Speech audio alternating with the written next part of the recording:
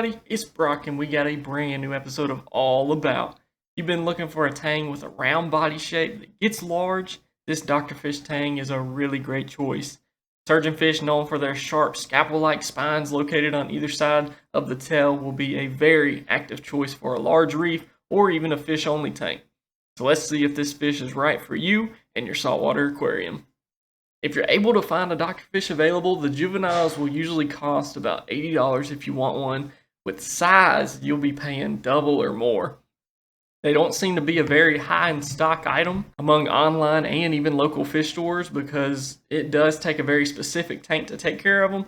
So even though they're under least concern for conservation status, I don't think they're caught often just because they're not a big seller. Most of the time when I've seen them, it's in aquariums like this in the video. Tank size plays a big role in the fish as it reaches adulthood. You no doubt need something that is 200 gallons or more. You can tell by the videos that this fish is extremely active, always swimming back and forth really fast, going in between the caves and such. So you'd want a tank with a very long length, but also a pretty good width too. A typical tank setting would include a very high live rock structure with a bunch of archways, caves, and holes in the tank for them to explore through and also graze for algae throughout the day. For care level, I'd say moderate, even easy at times with tangs. A lot of them have a moderate care level just because you have to add some tools to your toolkit, and one of them is the fact that they're going to be eating algae. So it's great to have some natural algae growing in the tank if you can, like hair algae. They'll eat that stuff up. It's what they search for all day long in the wild. So you'll also want to be supplementing their diet in case there isn't any algae. They sell dry seaweed that you can get and cut up and place on a clip inside the aquarium, and they'll chew on that stuff throughout the day. The other learning curve is dealing with the diseases that tangs can easily get. With their smooth skin, they can contract things much easier than other fish like flukes, ick, velvet, and other things that can cause them to perish if not treated quickly and accurately. So quarantine tangs is a big plus before placing them in the display tank. Ask your local shop if they've already had them in copper or some kind of dip before you buy them. I know at least for us, we always did that step for the hobbyists just to give them a leg up. And also have medications like Metroplex and vitamins on hand to be prepared if things go sideways. Temper, they are a tang, so they are going to be semi-aggressive at the minimum, sometimes even aggressive in some cases. I know I say this a lot, but they really do become the kings and queens of the aquarium. They're going to bully newcomers that come in. They're going to be the first out to get the food, and they're going to chase fish around whenever they get near a spot that they like to hang out by.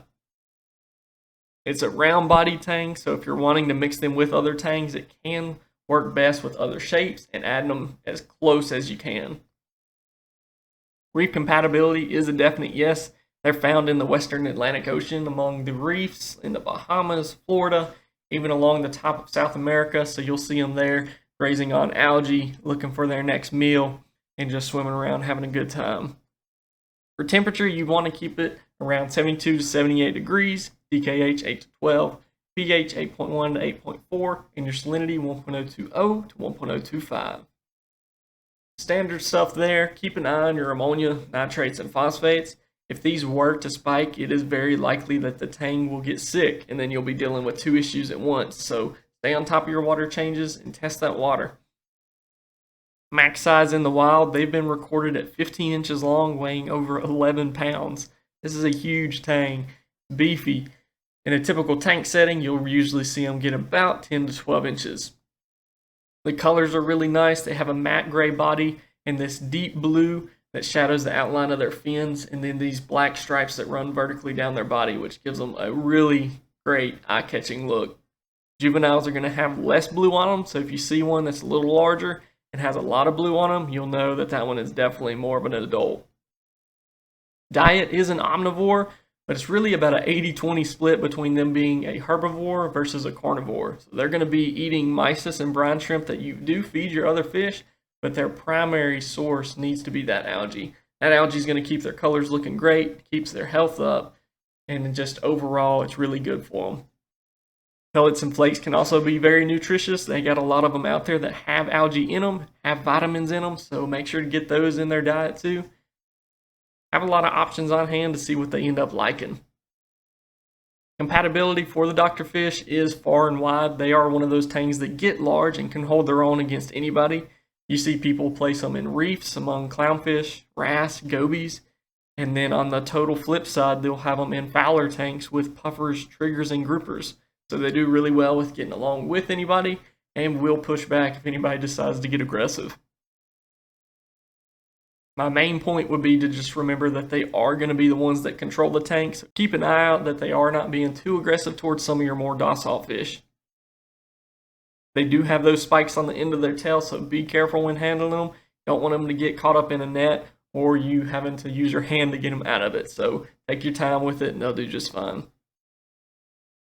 Fun fact before we end it, supposedly they are a big meal down there at the islands of Western Atlantic, but have a toxin that can build up in the fish's liver. And if it reaches a certain level, it can actually cause poisoning to humans who eat the Doctorfish.